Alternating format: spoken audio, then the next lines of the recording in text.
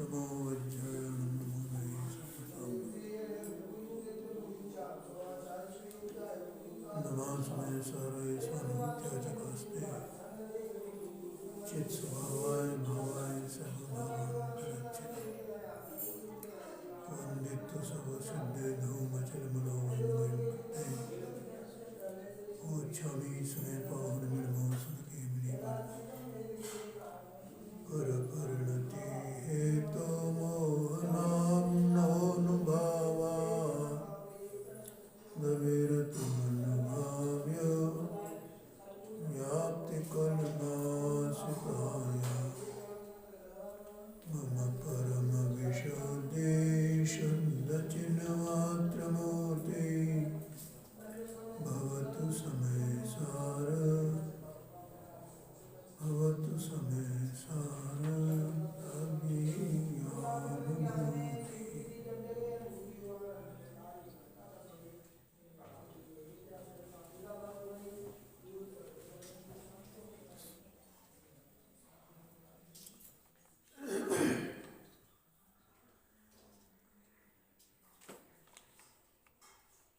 इसमें देखो एक बोल है, आत्म प्रतीति के बिना बंध भाव से छूटकर मुक्ति मार्ग में प्रवेश नहीं होता। अब मुक्ति मार्ग माने क्या?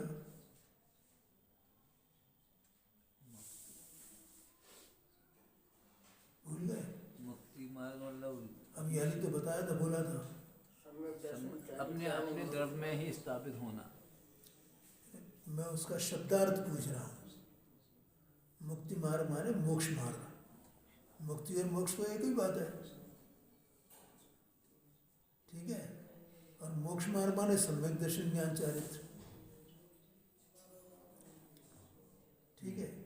अब सम्यक दर्शन ज्ञान चारित्र के लिए मुक्ति मार्ग में क्या लिखा? मुक्ति मार्ग में प्रवेश। तो उसमें प्रवेश करना है तो आत्म प्रतीति माने सम्यक दर्शन के बिना कैसे होगा? सम्यक दर्शन के बिना होगा आत्म प्रतीति? अभी जैसे मैंने इन्होंने प्रश्न किया था कि इसमें ये लिखा हुआ है, अंतिम गाथा है इसकी 412 नंबर की भैया, उसमें लिखा हुआ है कि तू अपने को मोक्ष मार्ग में स्थापित कर, मुक्ति मार्ग में स्थापित कर। तो मुक्ति मार्ग में स्थापित करने का मतलब है अपने को द्रव्य स्वभाव में स्थापित करना। अब द्रव्य स्वभाव में स्थापित कैसे करेगा अपने को? जब द्रव्य स्वभाव को पहचानेगा, उसकी प्रतीति करेगा, और उसकी प्रतीति का नाम है आत्म प्रतीति है, उसी प्रतीति का नाम सम्यक दर्शन है।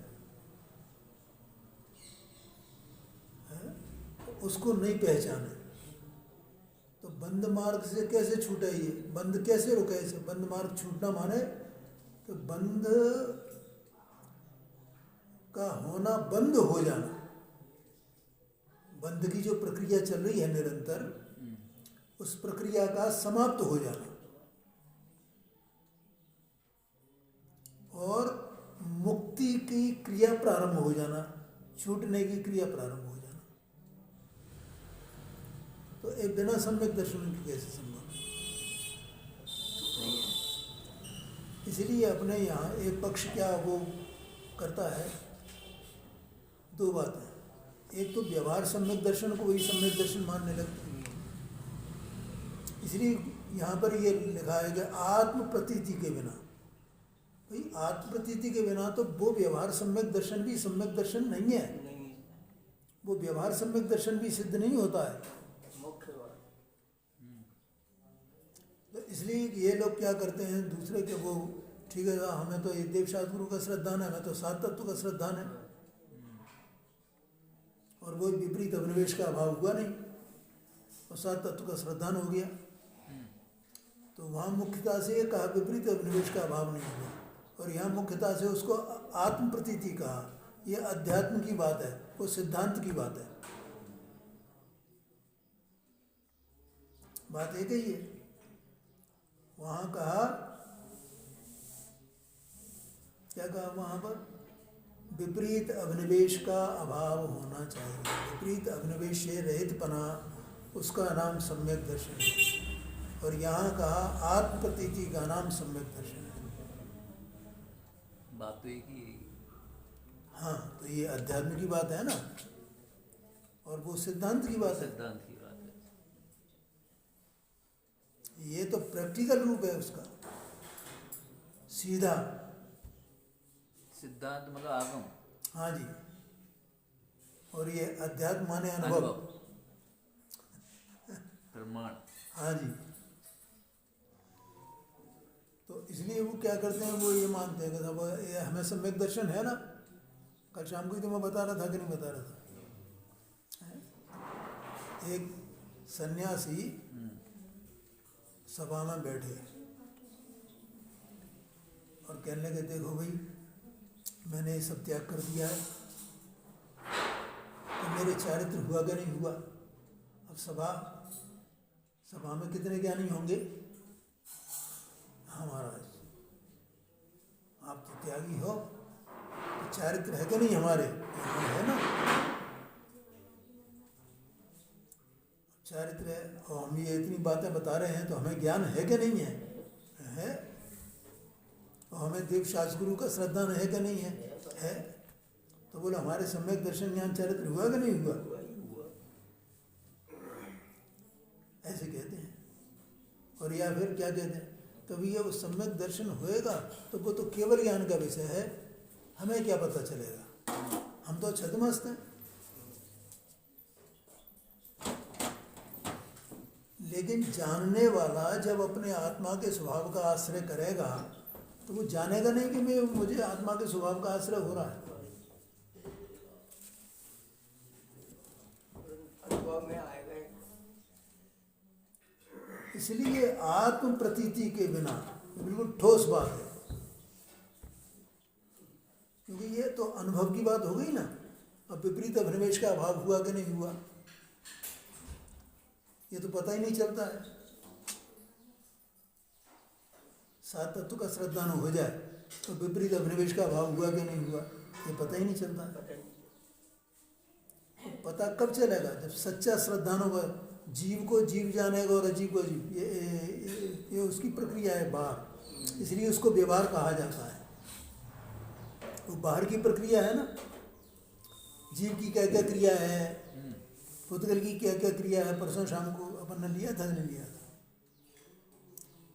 उनका निमित्तपना कैसे है, ये सब क्या है? इस प्रकार से विचारना, ये करना, ये पूरा का पूरा व्यवहार है। और आत्मा को पहचानना, आत्मा में लगना, ये निश्चय है। अब भेद सो व्यवहार, अवेद सो निश्चय, वही है ना। पर का आश्रय है ना, उसमें विकल्प है ना, वो सब विकल्पात्मक कार्य है। और ये अनुभव जो निर्विकल्पात्मक है, ये निश्चय है, वो व्यवहार है। और दोनों साथ एक साथ चलते हैं। वो भी आत्मा को पहचानने की प्रक्रिया है,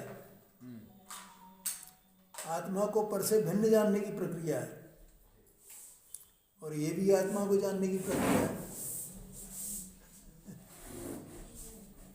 बोलो ऐसा है कि नहीं निश्चय व्यवहार? ऐसा है।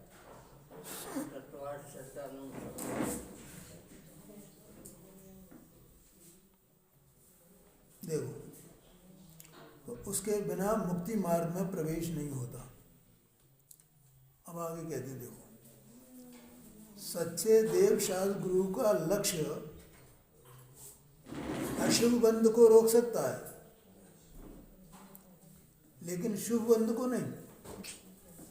अब देव शास्त्र गुरु का भक्ति करेगा, उनका स्वरूप करेगा, उनका चिंतन करे, उनके गुणों का गुणगान करे,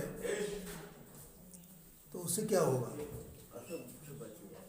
अशुभ से बचेगा। लेकिन शुभ का बंध तो होगा, होगा ही होगा। बंध तो होगा ही होगा, माने बंध से छूटेगा तो नहीं। ये बात है ना। ऐसा करने से मिथ्यात्व की मंदता होती है। भगवान के स्वरूप का विचार करने से कसाय की, मिथ्यात्व की इनकी मंदता होती होती है। है,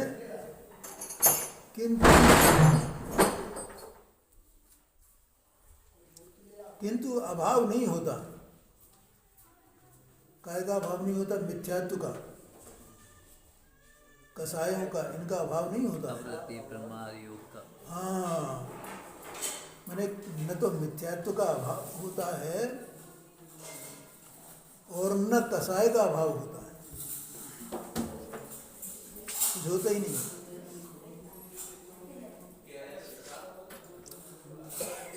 अबंध आत्म स्वभाव की प्रतीति द्वारा अशुभ बंध और शुभ बंध दोनों को रोक सकता है। आत्मा कैसा है? अबंध स्वभावी है। आत्मा को बंध नहीं है पांडित जी, आत्मा को बंद नहीं। हाँ, क्योंकि जो चेतना स्वभाव है ना, तो वो चेतना स्वभाव तो वैसा का वैसा ही है ना। तो उसकी अवस्था में जो कुछ भी होता है वो तो वैसा का वैसा ही रहता है। सोना जैसे होता है तो सोने को कुछ भी उसकी कैसी भी सुगति करो कि दुर्गति करो, है, लेकिन वो सोने का सोना बना क्या बिगड़ा है उसका? वो तो उतना को उतना ही शुद्ध है, वैसा का वैसा ही है, वैसा का वैसा ही है। तो ऐसा जो वो जो सोना है उस सोने में कुछ हुआ ही नहीं है। ऐसे आत्मा में जो स्वभाव, द्रव्य स्वभाव है, उसमें कुछ हुआ ही नहीं है, वो तो वैसा का वैसे ही अनादि अनंत। तो उस स्वभाव को देखे तो ये पहचाने कि ये मैं हूँ, तो पर्याय में परिवर्तन अपने आप हो जाएगा। पर्याय जो बंध रूप हो रही है, बंध क्या है? बंध वो तो ये व्यवहार से कहा जाता है कि कर्म का बंध होता है, अपने स्वरूप को भूलना ही बंद है। लेकिन अपने स्वरूप को भूलना ही और परद्रव्यों में भ्रमण करना वो बंध है। ये बंधा हुआ है ना उधर से, ये खुद अनुभव करता है और इधर आए तो खुद अनुभव करे कि मैं छूटा हूँ।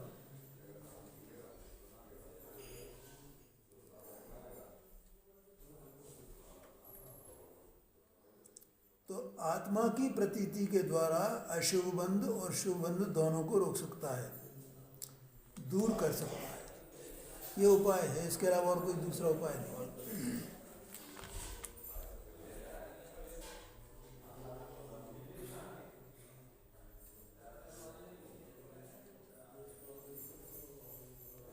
इसमें 2-3 शब्द हो रहे हैं पांडे जी। पर्याय परद्रव्य की उत्थापना, ये लिखा हुआ है आपने, तो ये जानते हैं पर्याय की उत्थापना और परद्रव्य की उत्थापना।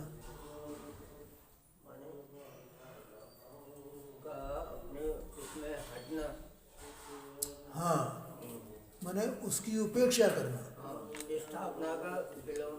हाँ, उसमें जो अपनापन है ना उससे हट जाना। ये परद्रव्य मैं नहीं हूँ, ऐसा वहाँ से अपने उपयोग को हटाना, ये उत्थापना, परद्रव्य की उत्थापना हो गई है।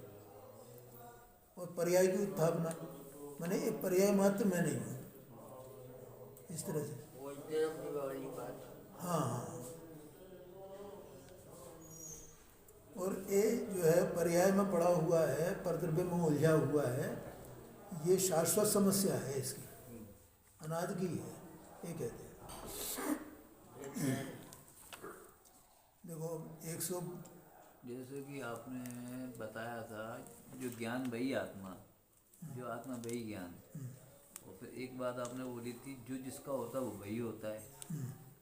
अब ये पर्याय तो द्रव्य ही है, तो ये पर्याय सो द्रव्य, ऐसा क्यों नहीं बोलते? फिर मतलब भिन्न भिन्न क्यों बताते हैं उसे? फिर देखो पर्याय जो है वो पलटती रहती है, द्रव्य पलटता नहीं है ना। इसलिए एक द्रव्य के भीतर जो उत्पाद है द्रव्य स्वरूप वस्तु है, गुण पर्यायात्मक जो वस्तु है, इसलिए कहा जाता है गुण ध्रुव है और गुण ध्रुव है तो द्रव्य ध्रुव है। ध्रुव मानो उसमें कोई परिवर्तन नहीं है, ठीक। लेकिन पर्याय तो पलटने वाली है। इसलिए एक द्रव्य के भीतर ही दो भाव हैं, एक पलटने वाला भाव और एक नहीं पलटने वाला भाव। त्रिकालिक और तत्कालिक। हाँ, अपनी भाषा में कहें तो अपन एक पलटने वाला भाव और एक नहीं पलटने वाला भाव, इन दोनों में अंतर हुआ ना। और पर्याय में ये सब चल रहा है। देखो भगवान जो सिद्ध भगवान है ना, उनके केवल ज्ञान है। तो केवल ज्ञान यद्यपि पर्याय की समानता से हर समय वैसा का वैसा ही, वैसा का वैसा ही, वैसा का वैसा ही है, लेकिन तो भी वो उत्पादव्य रूप है। हर समय नई नई पर्याय आ रही है केवल ज्ञान की, काम वैसे ही कर रही है वो, लेकिन हर समय नई पर्याय आ रही है, तो वो भी पलटने वाली हुई ना। पर्याय होगी वो क्षणिक ही होगी, एक समय की ही होगी। हाँ हाँ, ये तो सिद्धांत है ये तो। ये बात है। और द्रव्य पलटता नहीं है, ये बात है। क्या प्रश्न था तुम्हारा? यही वाला हाँ कि यही था कि ज्ञान सो आत्मा, आत्मा सो ज्ञान। हाँ जी, फिर बोलते हैं जो जिसका होता है वही होता है। हाँ पर्याय भी तो द्रव्य की है। हाँ, पर्याय द्रव्य की है, लेकिन उसके भीतर पर्याय में और द्रव्य में अंतर है ना, ये अंतर है। इसलिए तो पर्याय अभी पढ़ा था ना अपन ने, पर्याय की उत्थापना करना। मैंने मैं पर्याय मात्र नहीं हूँ, तो अपने को द्रव्य जाना ही है। मतलब पूरा जाने द्रव्य गुण पर्याय में हूँ। हाँ पूर्णतः जाने, हाँ अधूरापन नहीं जाना उसमें। हाँ, नहीं नहीं, अधूरापन नहीं जाना है। दूसरा अपने को शाश्वत जानना या पलटने वाला जानना, शाश्वत जानना। ये बात है। पलटने वाला नहीं हूँ मैं तो शाश्वत रहने वाली वस्तु हूँ, त्रिकाल हूँ, उसको जानना है। देखो ये 71 नंबर की गाथा स्वाध्याय में चलेगी ना।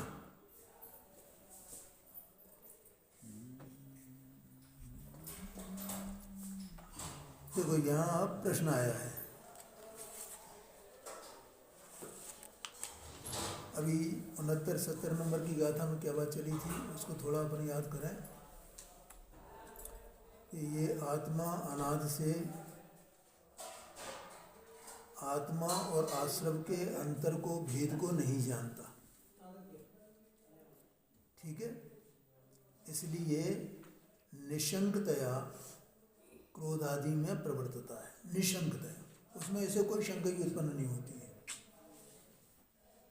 ठीक। क्रोध आदि का अर्थ तो समझ गए, जितने भी शुभाशुभ भाव हैं सब बेकार है।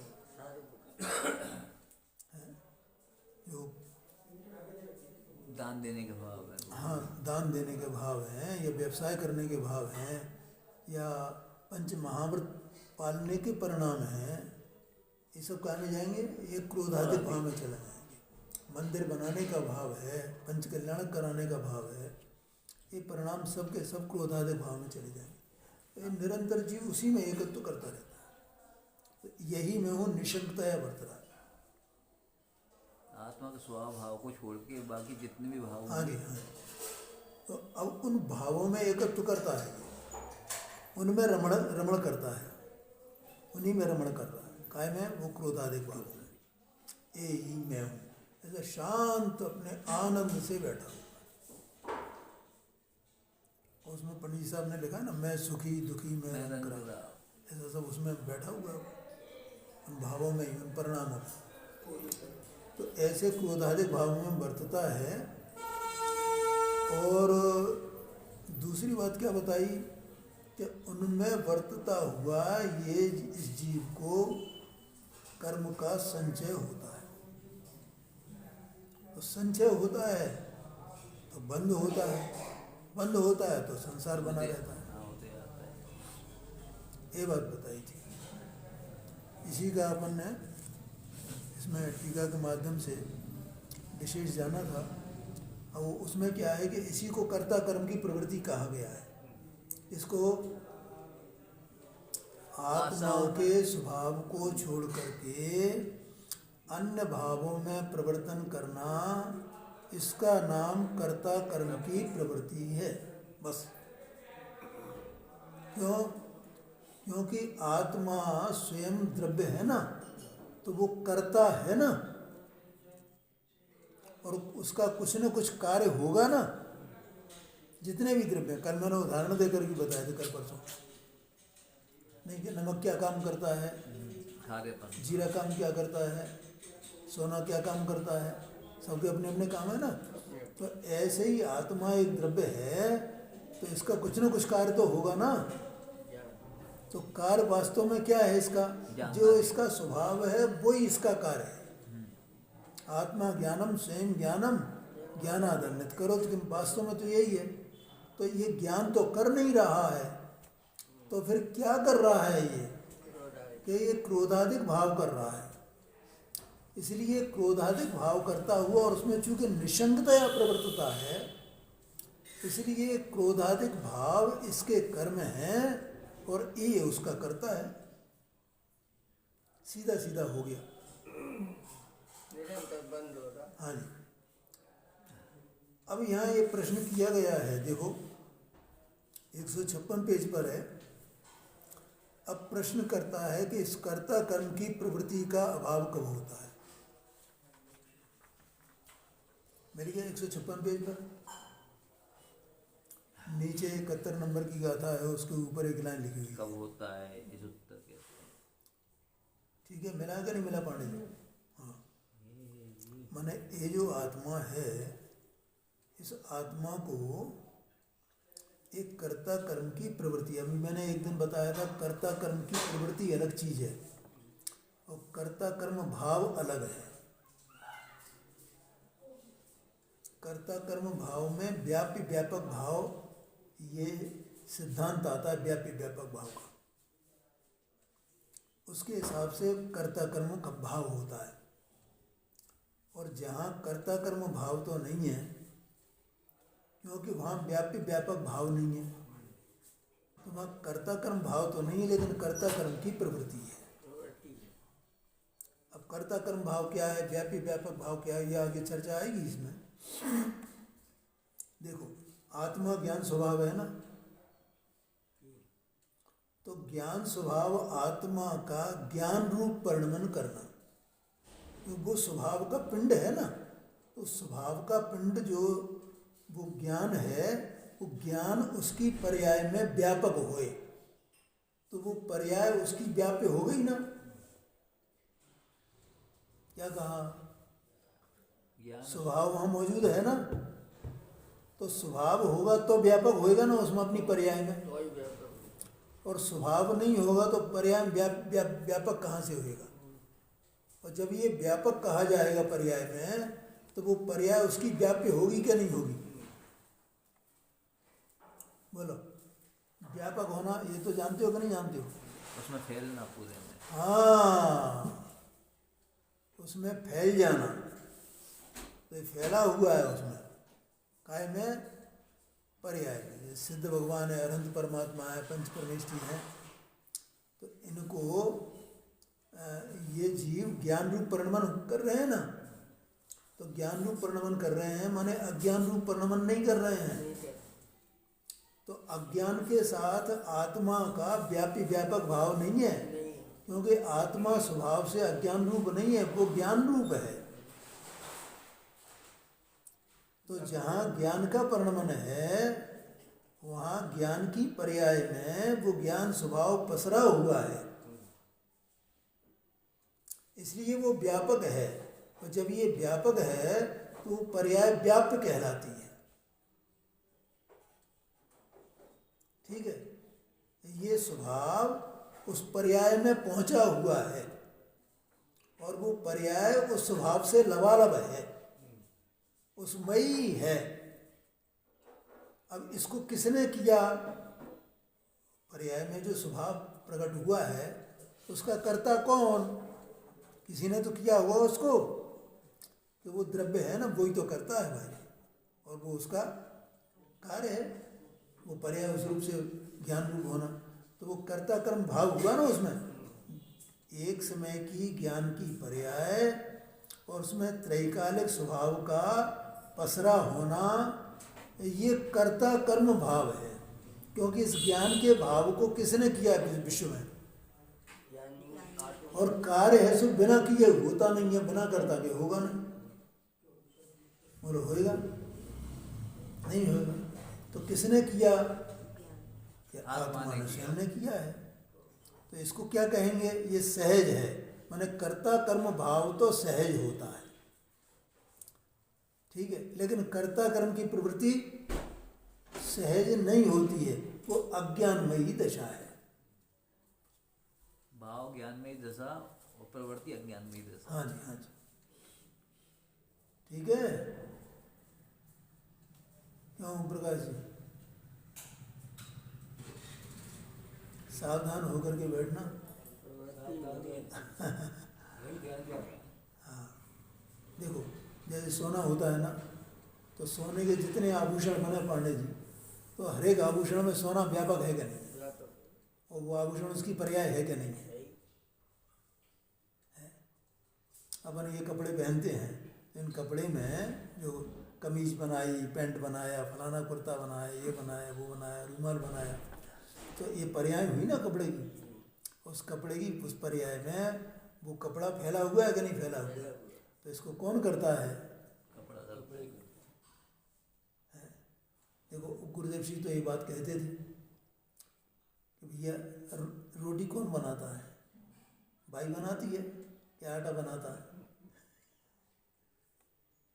कि वो आटे की पर्याय है, गेहूं की पर्याय है, वो अनाज की पर्याय है। उसमें वो पसरा है कि नहीं पसरा है गेहूं है, आटा उसमें पसरा है कि नहीं पसरा है?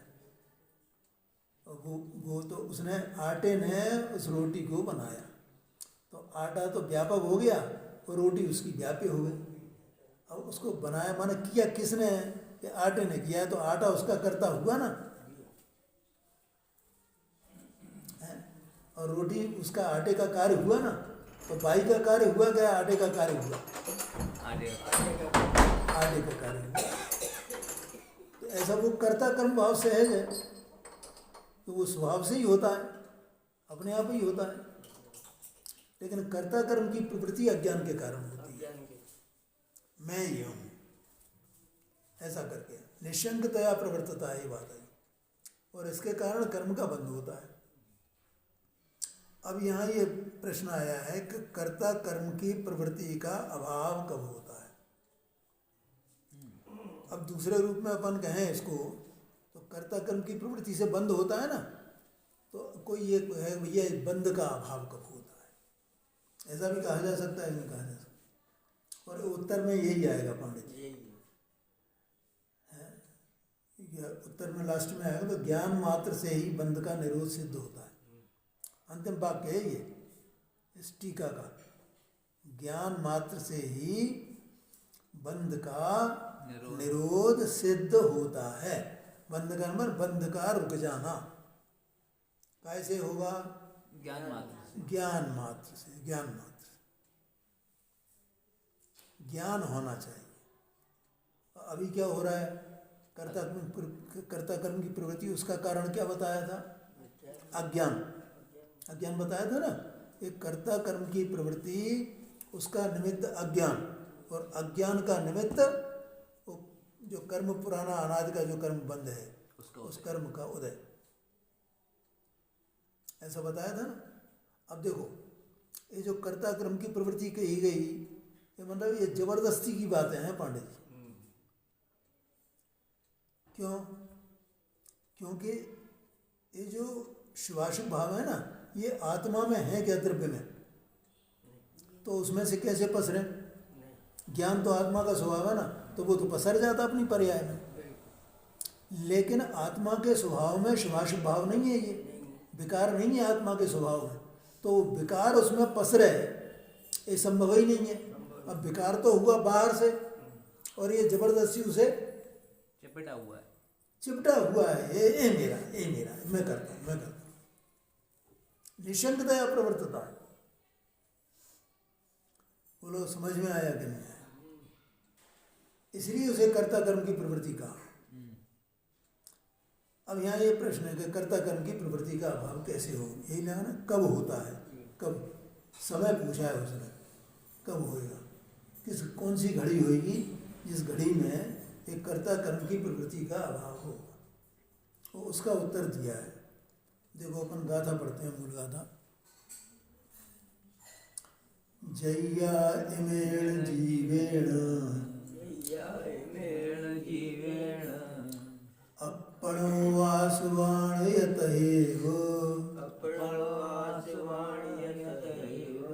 नादमहोदि विशेषन्तरम् तुतय्याण बंधु से ये जीव ज्यों आश्रमों का त्यों ही अपने आप का जाने विशेषांतर तभी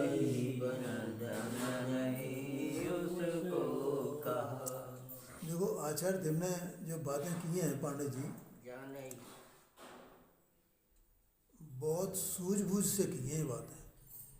बहुत भारी सूझबूझ है आचार्य देव की इसमें। क्या सूझबूझ है? कि किसी को ये कहो कि तुम अपने आत्मा को जानो ना, अपने आत्मा को जानो ना, अपने आत्मा को जानो ना, और हम आत्मा को जानते रहें, शास्त्र पढ़ें खूब और आत्मा को जानने की कोशिश करें, तो आत्मा को जान पाएंगे? नहीं जान। तो फिर आत्मा को कैसे जानेंगे? तो न कि तू आत्मा और आश्रव का अंतर जान, तो आत्मा को जान जाएगा। नहीं पहचान कि हाँ नहीं ये नहीं है, ये है। कितनी सूझबूझ से काम किया है? तो गजब है। आत्मा ऐसा है, आत्मा ऐसा है, आत्मा ऐसा है, आत्मा का खूब गुणगान करो, खूब उसको समझो, उसको तो कभी आत्मा को नहीं समझ सकेगा। लेकिन आचार्य देव ने ये कर्ता कर्म का अधिकार लिख करके उसकी तकनीकी बता दी उनने कितना सूझबूझ से काम किया है। तू आश्रम को समझ, क्योंकि ये जो भाव है ना अपने, ये परिणाम, ये तो सब बुद्धिपूर्वक हो रहे हैं माने जी, सब विकल्प है और सब अपने ज्ञान में जानने में आ रहे हैं, नहीं आ रहे हैं। मैं ये समझ रहा हूँ तो ये जानने में आ रहा है कि नहीं आ रहा है, मैं ये समझा रहा हूँ तो ये जानने में आ रहा है कि नहीं आ रहा है। ये अपने ही परिणाम है ना। मैं समझ रहा हूँ, मैं समझ रहा हूँ, ये मेरी समझ में आ रहा है, अपने ही परिणाम है। लेकिन ये परिणाम तो विकारी परिणाम है। मैं समझा रहा हूँ, मैं समझा रहा हूँ, देखो लोग कितने प्रसन्न हो रहे हैं, कैसे समझ रहे हैं, तो ये भी इसका विकारी परिणाम हुआ ना। और आचार्य ने बता दी भैया ये तेरी कर्ता कर्म की प्रवृत्ति है, ये तेरा परिणाम, ये तेरा स्वभाव रूप परिणाम नहीं है। तू इसके अंतर को और अपने आत्मा के अंतर को जान। ये जो विकार है तेरी अवस्था में, तू तेरी सत्ता में है और तेरी सत्ता में तेरा स्वभाव बैठा हुआ है। जब तू जिस क्षण इन दोनों के अंतर को जानेगा, उनके भेद को जानेगा, उनके रहस्य को जानेगा, उसी क्षण तुझे कर्म का बंध नहीं होगा। ये कहा देखो, उसी क्षण लिखा के नहीं लिखा है। ये जीव ज्यों ही आश्रमों का त्यों ही अपने आत्म का, ज्यों ही और त्यों ही से मैंने समय बता दिया पांडे जी, सही है। एक ही समय में, ये आश्रम और ये मैं, बस अंतर जान है। गुरुदेव का विशेष चिंतन है। जी आप पर का सिद्धांत हो गया ये। हाँ जी, हाँ जी, हाँ जी, कि मैन तो यही आप पर तो यही है। हाँ जी, हाँ जी। भाल की तो जाने विशेषांतर, उनका विशेष माने अलग अलग पना। अभी अलग अलग पना भाषित नहीं होता ना, ये विशेष, और अंतर माने उनके, इसका स्वभाव अलग और इसका स्वभाव अलग। इसीलिए दो शब्द लिखे ना, विशेष और अंतर। विशेष माने भिन्नपना, ये अलग है और ये अलग है, और अंतर माने उनके स्वभावों का अंतर है। आश्रम तो दुख रूप है, माने ये जितने विकल्प है ना, ये मैं समझ रहा हूँ, ये मैं समझ रहा हूँ, तो ये समझ रहा हूँ ऐसा जो विकल्प है, वो विकल्प दुख रूप है या सुख रूप है? अपने को सुख रूप लगता है। ये मेरी समझ में आ गया ना, ये मेरी समझ में आ गया ना, और प्रसन्नता भी होती है। आया कि नहीं आया जन्म? तो ये दुख रूप है, आकुलता रूप है ये, आकुलता रूप है ये। जाने विशेषांतर तभी बंधन नहीं उसको कहा, उसी समय उसको बंधन नहीं होगा, अर्थात बंध रुक जाएगा, ये कहा है। देखो इस जगत में टीका है, वस्तु है वह अपने स्वभाव मात्र ही है। अमृतचंद्राचार्य स्वामी ने क्या गजब की टीका ही की है। जगत में जितनी वस्तु है ना पांडे जी, ये सब अपने स्वभाव मात्र हैं कि नहीं है? सोने को देखो, अग्नि को देखो, तो उनका अपना अपना एक स्वभाव है कि नहीं है? और जो स्वभाव है वही वस्तु है। क्या कहा? जो स्वभाव है वस्तु का, वो वस्तु का वो स्वभाव ही वस्तु है, ये इसका आशय है। इसकी जो एक लाइन लिखी है ना, इस जगत में वस्तु है वह अपने स्वभाव मात्र ही है। इसका अर्थ क्या हुआ? ये स्वभाव वही वस्तु है, ये जो स्वभाव है वही वस्तु है। अब सोना है तो सोने का एक स्वभाव है कि नहीं है? अग्नि का एक स्वभाव है कि नहीं है? नमक का एक स्वभाव है कि नहीं है? तो नमक का जो स्वभाव है वही तो नमक है। क्यों पंडित जी के कहीं से और मिलेगा नमक? नमक का स्वभाव क्या है? खारापन है। तो खारापन ही तो वस्तु नमक है। जहाँ खारापन का अस्तित्व है वहाँ नमक का अस्तित्व है, जहाँ नमक का अस्तित्व वहाँ खारेपन का अस्तित्व है। नमक में और खारेपन में क्या अंतर है?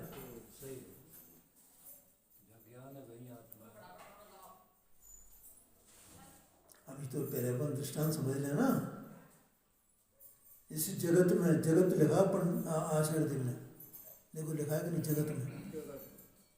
इस जगत में वस्तु है। तो इस जगत में ऐसे जितने पदार्थ देखोगे आप, हर पदार्थ अपने स्वभाव मात्र है, अपने स्वभाव मात्र है। तो समुद्र होता है ना पांडे जी, समुद्र, तो समुद्र का पानी कैसा होता है? और नदियों का पानी कैसा होता है? और समुद्र में सब नदियां मिलती हैं तो भी समुद्र का पानी क्यों?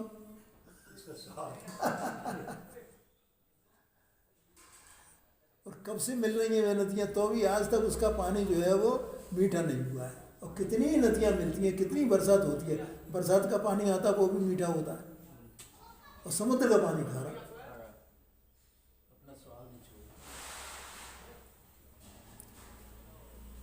इस जगत में जितनी वस्तुएं हैं वे अपने स्वभाव मात्र ही हैं। अब समुद्र में नदी में अंतर होगा कि नहीं होगा? किसी भी नदी का पानी देख लेना, कभी खारा नहीं मिलेगा आपको, चाहे वो यमुना हो, गंगा हो, सिंध हो, कोई भी हो, गोदावरी हो, कृष्णा हो, सबका पानी मीठा ही मिलेगा आपको। और सब नदियां वहाँ जाके मिल रही हैं और वो पानी वो उसका समुद्र का खारा ही खारा है। तो वो अपने स्वभाव को नहीं छोड़ता है, वस्तु है वो अपने स्वभाव मात्र है। अब स्वभाव किसको कहते हैं? तो स्व का भवन वह स्वभाव है, स्व का होना, होना रहना, परिणमना, जो होगा वस्तु जो स्वयं होगी ना, स्व का होना माने वस्तु का स्वयं का, उसका होना और उसका परिणमना। क्योंकि परिणमना और होना, होना माने उसकी सत्ता और परिणमना माने पर्याय में उसका सत्ता का स्वभाव का व्यक्त होना। तो उसका होना परिणमना सो स्वभाव है, इसको स्वभाव कहते हैं। होना परिणमना, होना परिणमना, होना परिणमना। अब नमक है तो खारापन उसका स्वभाव है, तो स्वभाव खारापन है तो खारापन है ना, खारापन है ना, खारापन है ना, खारेपन की सत्ता है ना, और उसका परिणमन कैसा है? खारेपन। इसलिए वो स्वभाव लिखा है वहाँ कि ये खारापन नमक का स्वभाव है। क्यों है नमक का खारापन स्वभाव? क्योंकि उसकी सत्ता खारी, उसका परिणमन खारा। उसकी सत्ता खारी, उसका अस्तित्व खारा है कि नहीं है? पूरा पूरा नमक जितना हो, खारापन। और उसकी जो परिणमन चल रहा है वो खारेपन का। इसलिए स्व का होना परिणमना वही उसका स्वभाव है, ऐसा कहा। ठीक है, ये तो हुआ सिद्धांत पांडे जी। अब सिद्धांत को अप्लाई करते हैं। इसलिए भैया वस्तु स्वरूप का ये सिद्धांत समझ लेना। क्या दो बातें कही आचार्य देव ने। इस जगत में वस्तु है, जो वस्तु है वो अपने स्वभाव मात्र है, नंबर एक। ठीक है। हाँ, और नंबर दो स्वभाव को बताया गया। स्वभाव क्या है? कि स्व का होना परिणमना वो स्वभाव है। ये दो बातें कही ना सिद्धांत बताने के लिए। अब कहते हैं इसलिए ज्ञान का होना परिणमना सो आत्मा है। आत्मा किस? आत्मा और आश्रम में अंतर जानो ना, ये कहा ना, इसमें लिखा ना आत्मा और आश्रम। और आश्रम क्या है? क्रोधाधिक भाव भी आश्रम है। तो ज्ञान का होना परिणमना सो आत्मा है। सो तो आत्मा का स्वभाव होगा, और क्रोधाधिक का होना परिणमना सो आश्रम हुआ, सो आश्रम का स्वभाव होगा। इसका मतलब क्रोधाधिक का होना परिणमना वो आत्मा नहीं है, और आत्मा का होना परिणमना वो क्रोधाधिक नहीं है। आत्मा का होना परिणमना तो आत्मा है, लेकिन वो क्रोधाधिक नहीं है। और क्रोधाधिक होना परिणमना वो क्रोधाधिक तो है, लेकिन वे आत्मा नहीं है। रॉन्ग एंट्री हो रही है अकाउंट्स के हिसाब से। हाँ, ख्याल में भी ये देखो कितना सीधा, कैसा सीधा सीधा सरल सिद्धांत बताया।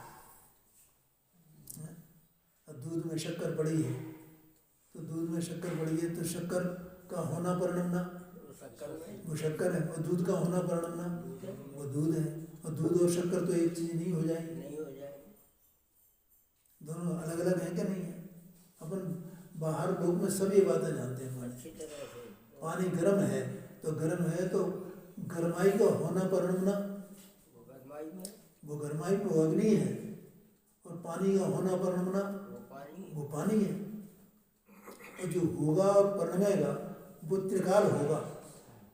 उसकी सत्ता त्रिकाल है कि नहीं है? त्रिकाल प्रत्येक वस्तु। लेकिन वो त्रिकाल होने पर भी उसका वो जो जैसे पानी त्रिकाल तो है, लेकिन पानी त्रिकाल होने पर भी उसका गर्माई होना वो त्रिकाल नहीं है। वो त्रिकाल नहीं है। दूध का होना परिणमना वो दूध तो त्रिकाल है, पहले भी था, अभी भी है, और आगे भी रहने वाला है। लेकिन मीठा होना वो उसका त्रिकाल नहीं है, ऐसा समझना। तो वो तो एक संयोगी अवस्था है उसका मीठा होना, और वो संयोग उसका कारण जो है वो क्या है? वो शक्कर है, पानी है, अग्नि है। ऐसी इसका ये जो क्रोधाधिक भाग है आत्मा का, वो आत्मा का स्वभाव नहीं है, ये बताना है। ये संयोगी भाव है, ये बताते हैं। ऐसा तुम जानो, मतलब तुम्हारा क्या स्वभाव है प्रभु, ये पहचानो ना। और ये आश्रय तुम्हारा स्वभाव नहीं है, इसे पहचानो, और इसे पहचान करके उसे छोड़ दो जो तुम्हारा स्वभाव नहीं है। इसी का नाम वो परद्रव्य का उत्थापन। ये कहाँ से आया? जब मेरा नहीं तो आया कहाँ से? कि जिधर से आया उसको छोड़ दे और इधर को मुड़ जा, ये आशय है। अब आगे की चर्चा अपन कर लेंगे।